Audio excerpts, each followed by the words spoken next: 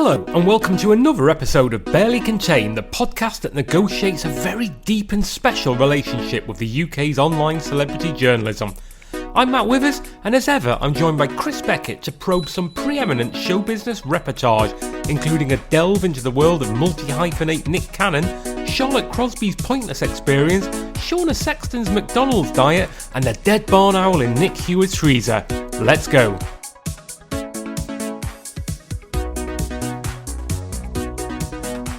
Hello, Chris. Hi, Matt. How have you been keeping? Pretty well, thank you. Good. Thanks for asking. How are you? I am okay in myself. Good. Should we crack on? let's get going. Start off, I've got a story from the Mail Online, which is headlined, Cannon shows off his abs on Teen Choice Awards red carpet in Gucci ensemble. Yeah, it's quite an unusual choice to pick Bobby Cannon. Tommy Cannon. Tommy Cannon. So you're thinking you've got your stars of the 1980. I've started off badly. The stars of the 1982 film Boys in Blue mixed up already. Keep right. So this is in the Mail Online, and it's by DailyMail.com reporter. I don't think we need to dwell on that. We've probably flogged that horse as much as we can do. He showed off his star power as he co-hosted the 2018 Teen Choice Awards. And prior to leading the award show, Nick Cannon flexed his abs on the show's red carpet. Well, that's the sort of pre-show ritual you would expect, flexing your abs. Of Cannon. Unfortunately, I did have a joke here regarding Boys in Blue, but you've blown that. Would he be flexing his braces? Again, another reference for the younger listener. Coming dressed in a colourful Gucci ensemble, the 37-year-old multi-hyphenate looked full of energy as he got ready for his duties. Maybe you'd want to read the second half of that sentence again. I didn't quite catch it. The 37-year-old multi-hyphenate looked full I think we've covered the relevant bit. Multi-hyphenate. Yeah, so I had to look this up because I've never heard this word before. It's basically somebody who has got what is called a slash career. So if you're an actor stroke director or a journalist stroke podcaster or indeed a footballer stroke beetroot packer if you're, Ricky Lambert. In terms of Nick Cannon, according to Wikipedia, he is an American rapper, actor, comedian, director, screenwriter, film producer, entrepreneur, record producer, and radio and television personality. Okay, so really he is a multi-hyphenate. Yeah, I'll be honest, I've never heard of him before. Are you au fait with the Cannon oeuvre? Well, I thought I was, but I'm starting to doubt myself since getting Tommy Cannon and Bobby Ball confused. Cannon donned a panther print jacket with matching pants that he sagged, revealing a pair of pink boxers. Showing and revealing. And also sag is an intransitive verb. So something could... Yes, that's the worst thing in that sentence. Something could sag, but one may not sag something. Unless I've misread this. Basically, he's showing off his pants. So you're saying dailymail.com/shit. The drumline actor left the jacket open, revealing his ripped abs, and added even more colourful with neon yellow Nikes, which again doesn't make any sense whatsoever. Drumline? No. Are you a fan of Drumline? No. Have you done some research on Drumline? Well, I have done my research. If by research means I looked at Wikipedia 5 minutes ago. It's more than me. It's the 2002 Fish Out of Water comedy about a talented street drummer from Harlem who enrolls in a southern university expecting to lead its marching band's drumline to victory. Okay. So that was 16 years ago. So it's been a hilarious consequences. I'd imagine so. It's been a fallow 16 years for Nick Cannon. I would say though, having seen the pictures of him, because so much of this piece, as all of these celeb pieces do, focus on what he's wearing. He looks like a reboot of Mr. Motivator. Yeah, he does. Again, reference for the kids there. Mr. Motivator was kind of like a 90s green goddess. He's still going, I think. Always keeping his mind on his brand, he carried with him a pair of his own Incredible brand headphones. So that's like Incredible without an I. Yeah, that's clever, that.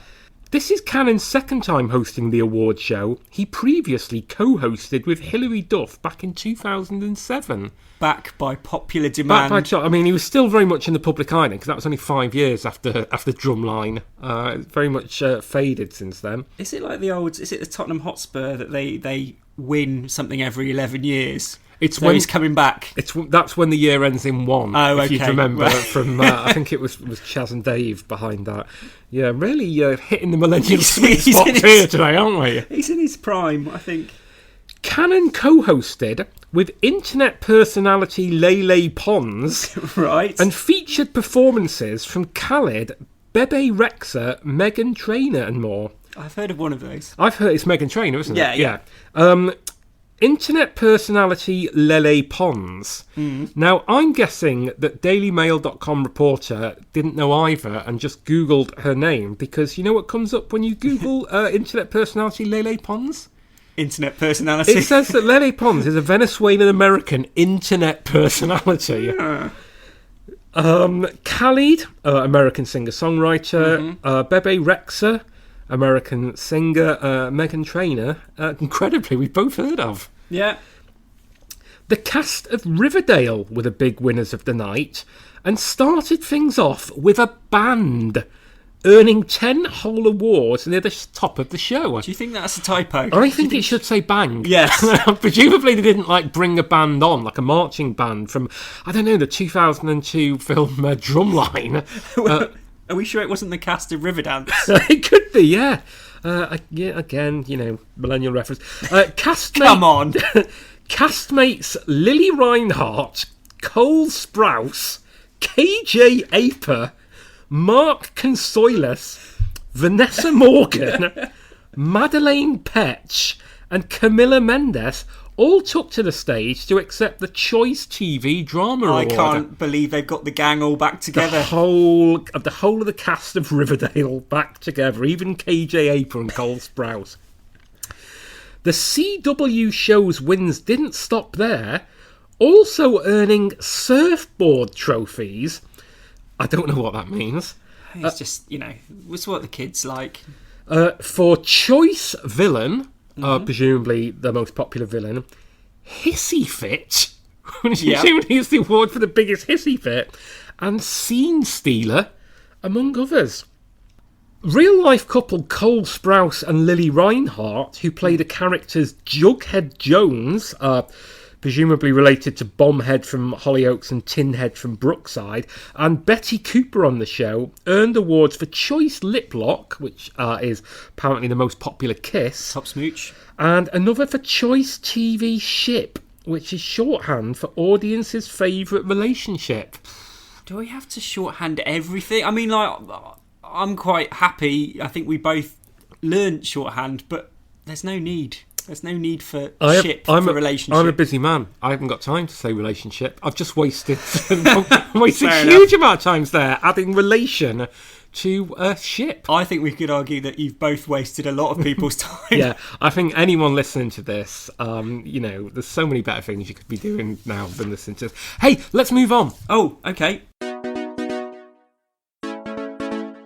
My story, Matt, comes from the Express online, which is Pointless Celebrities. I've been robbed. Charlotte Crosby furious after exit. This is by Ed Lauder. Pointless Celebrities viewers saw Geordie Shore's Charlotte Crosby unleash her fury after her and Carol McGiffin were knocked out of the competition, despite being so close to getting the right answer. Wow. Pointless is one of the hardest game shows on TV. It's not. Is it? Is it Only Connect? Is it University Challenge? It's not. It's not really even the Krypton factor. I mean, it's people having to name countries beginning with B.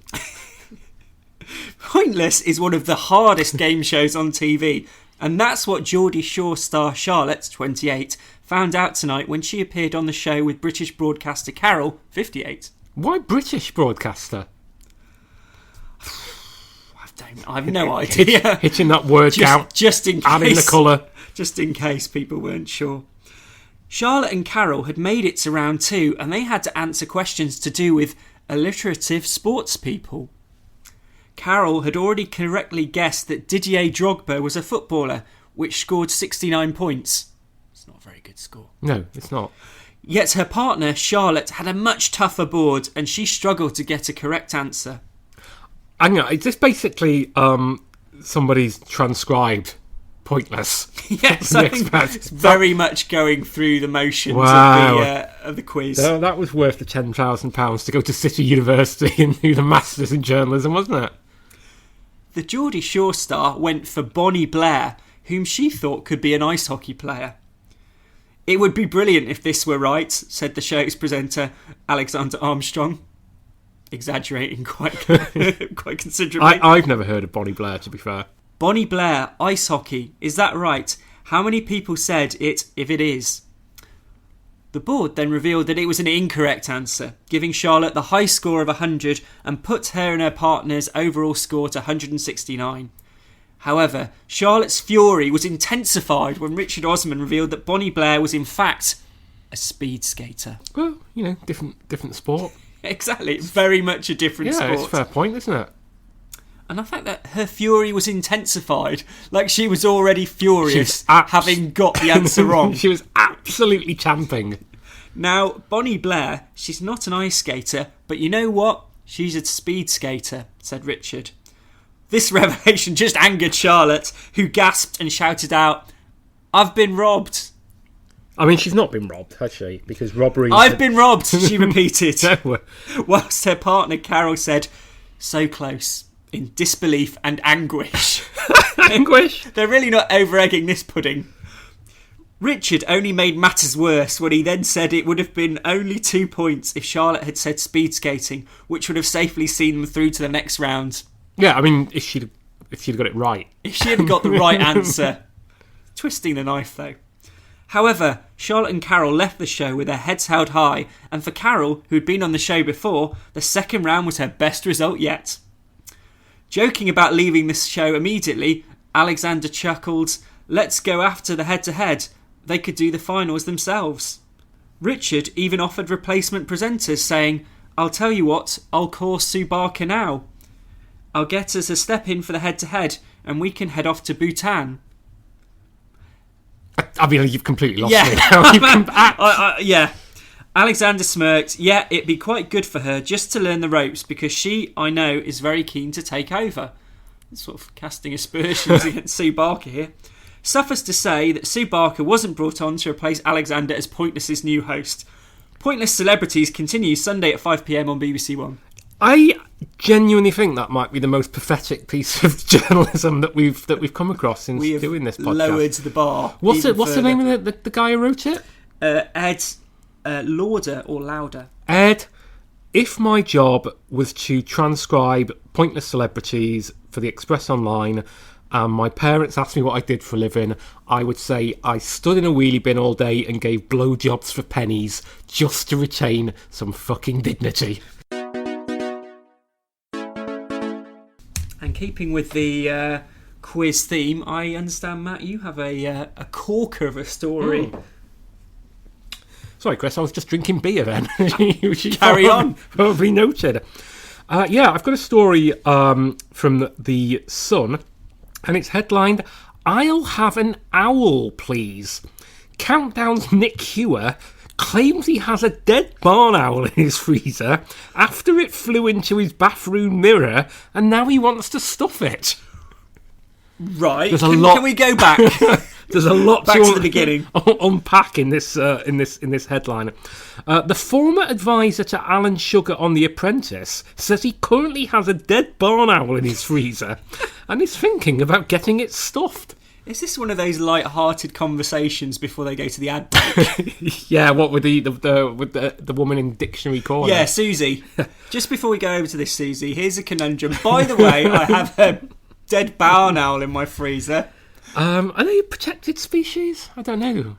Does the Queen own them all like swans? No, I don't think they're that special. But, I quite like an owl. Yeah, they're pretty good.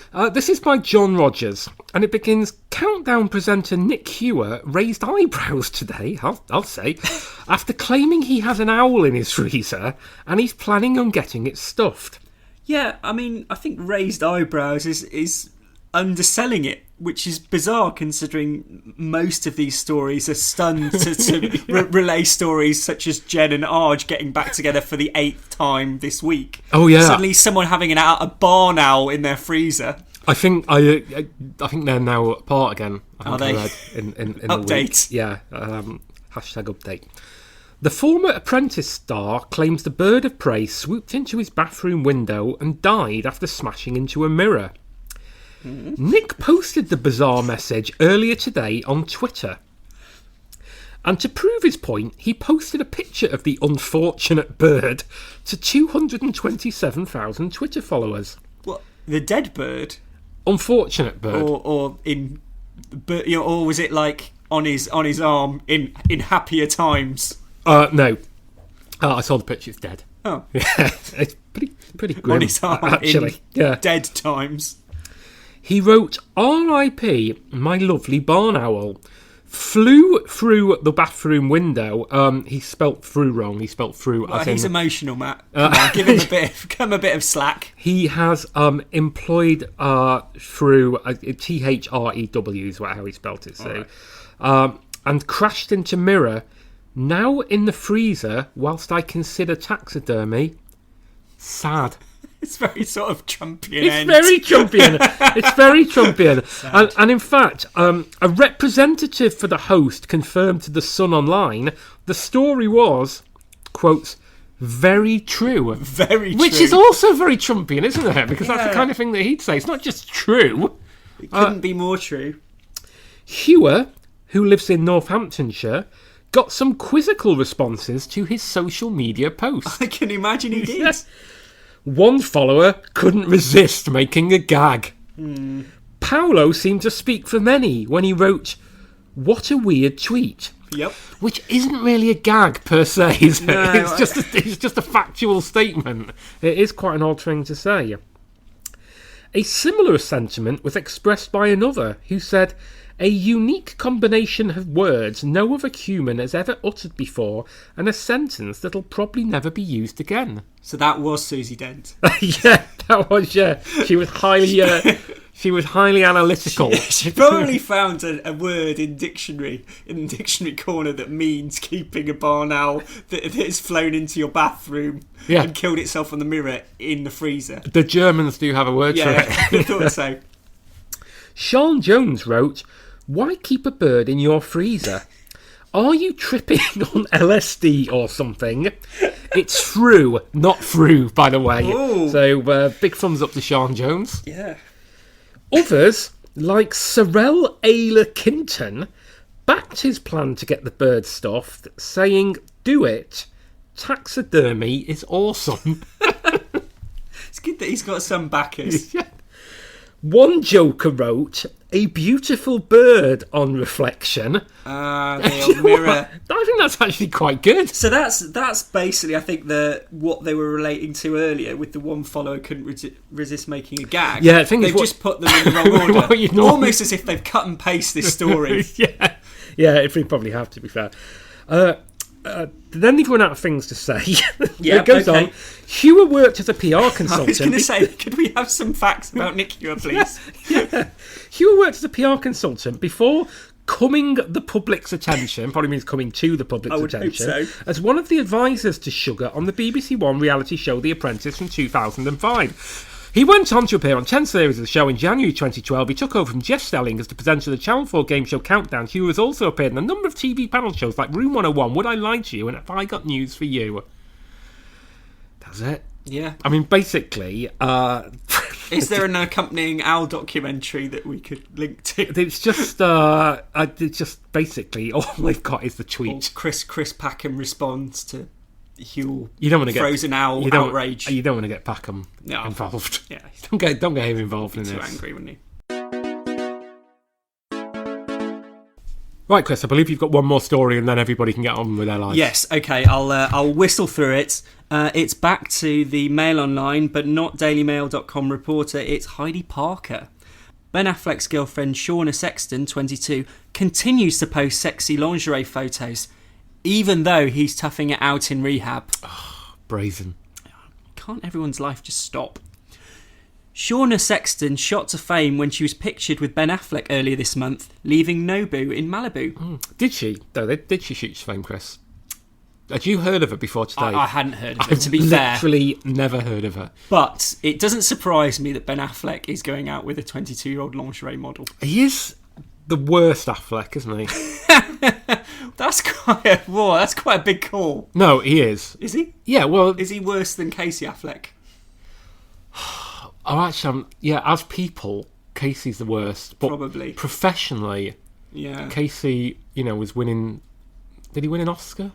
I think Casey did win an Oscar, yeah. But then Ben won an Oscar for Best Director as well, so that maybe... Yeah, but he was also in Batman vs Superman, and for that, he must forever suffer. Yeah, fair enough. The 46-year-old Oscar winner has since been carted off to rehab at the Canyons by his soon-to-be ex-wife, Jennifer Garner. Was he carted off? Was he taken in an actual cart? It'd be great if he was. Get in the cart! Like in 1880s Victorian London. Jennifer pitchforking him on. But Sexton, a Playboy model, has continued to share sexy photos on Instagram while the Argo star toughs it out during his detox process. Sexton seems to be making the best out of a bad situation, and neglecting her Instagram followers appears to be something that she doesn't want to do. It's a curiously phrased sentence, isn't it? Yeah, it's very much rubbish. On Saturday, the 22-year-old Maxim model shared a photo in a black bra.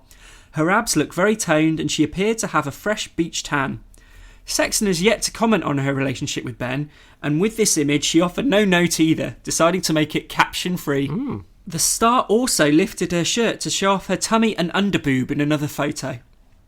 Her jeans were tight and belted as she posed outdoors. The jeans were tight and belted. She had a belt on. Yes, exactly.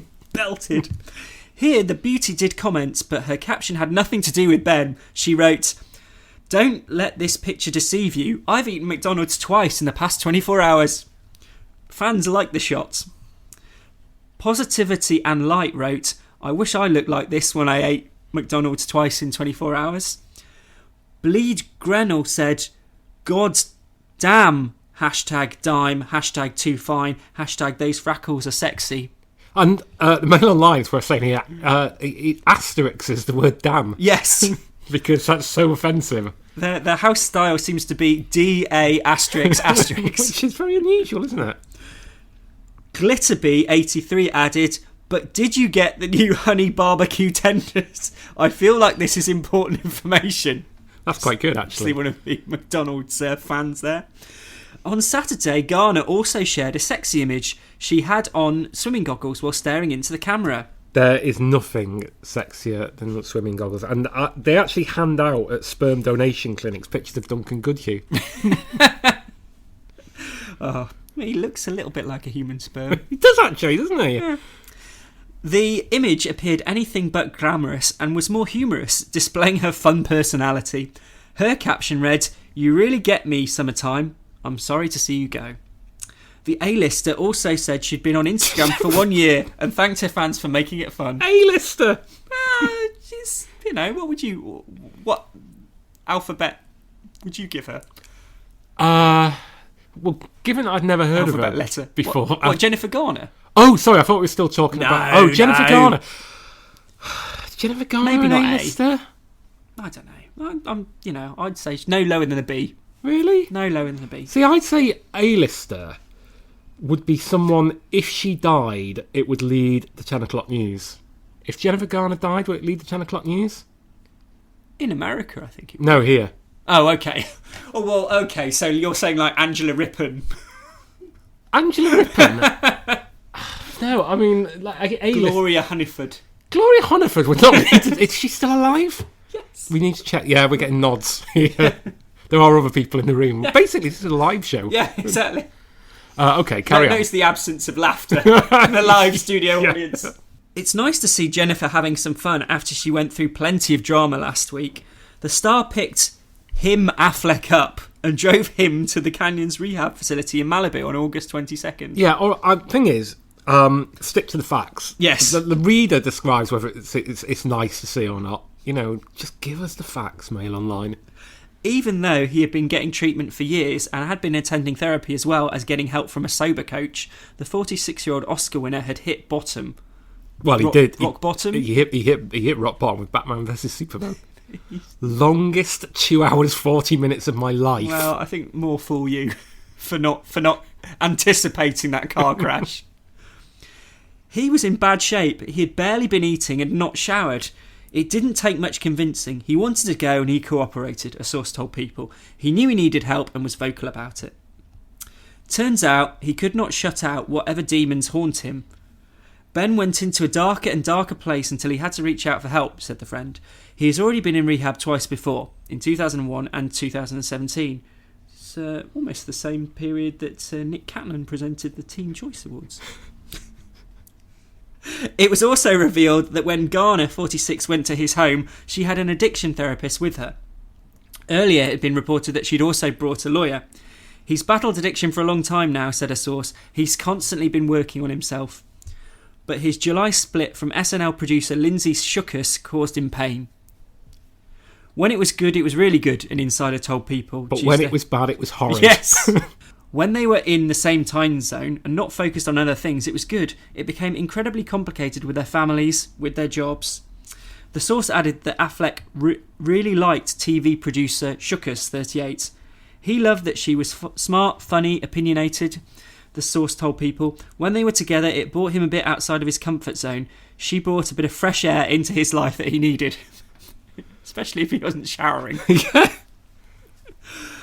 I shouldn't really laugh. It's quite a depressing story, actually, this last few parts. The couple recently broke up, however, as a result of the actor's ongoing issues with alcohol addiction. Shookus, it seems, supported him in his sobriety and attended meetings with him. Ultimately, the downward spiral over the past several weeks proved too much. It was very hard for her to break up with Ben, but she knew he wasn't getting better and it was time for her to step aside, an insider revealed. And yet, with all this, that Playboy model whose profession is to model is still modelling.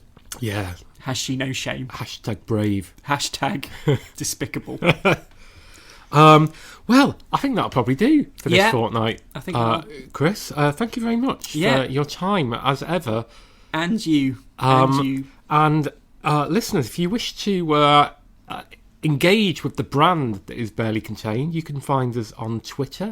Yeah, which is at barely_pod. And there is a Facebook page which you endeavour to update every so often. Yeah, if you type in Barely Contained, you will come upon it. Yes, you shall. You shall come upon it.